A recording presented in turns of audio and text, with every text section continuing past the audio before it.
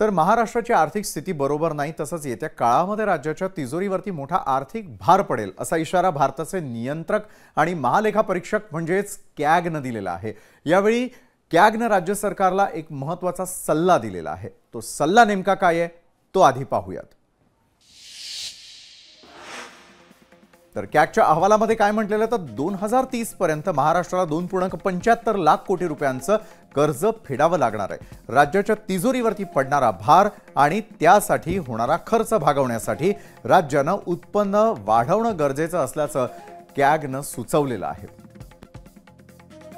तर 2.75 लाख कोटी रुपयांचं कर्ज फेडण्यासाठी महाराष्ट्राच्या तिजोरीमध्ये भर पडण्यासाठी कुठल्या प्रकारच्या उपाययोजना केल्या जातील ते देखील आता पाहणं तितकंसं महत्त्वाचं आहे। कारण योजनांचा पाऊस जरी पडला तर त्याची तरतूद कशी होईल हे पाहूयात।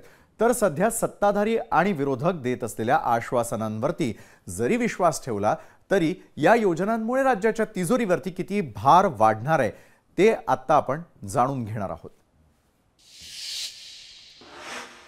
तर योजनांमुळे तिजोरीवरती किती बोजा। महाराष्ट्रामध्ये सध्या 9.7 कोटी इतका मतदार आहे। त्यापैकी 4.7 कोटी या महिला मतदार आहेत ज्यांना आकर्षित करण्याचा प्रयत्न केला जातोय। 4.7 कोटींपैकी 2.5 कोटी महिलांना लाडकी बहीण योजनेचा लाभ देण्याचं महायुतीचं उद्दिष्ट आहे। तर 2.5 कोटी महिलांना दरमहा 1500 रुपये देण्यासाठी 45,000 कोटींचा खर्च आहे। रक्कम दरमहा 2100 रुपये झाल्यास 63,000 कोटींचा खर्च होईल।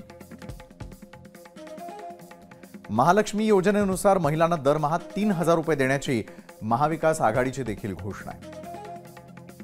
तर 2.5 कोटी महिलांसाठी सरकारला 90,000 कोटींचा खर्च येणार आहे। तर हा आकडा केंद्र सरकारच्या मनरेगा आणि किसान सन्मान योजनेच्या खर्चापेक्षा अधिक असणार आहे एवढं खरं।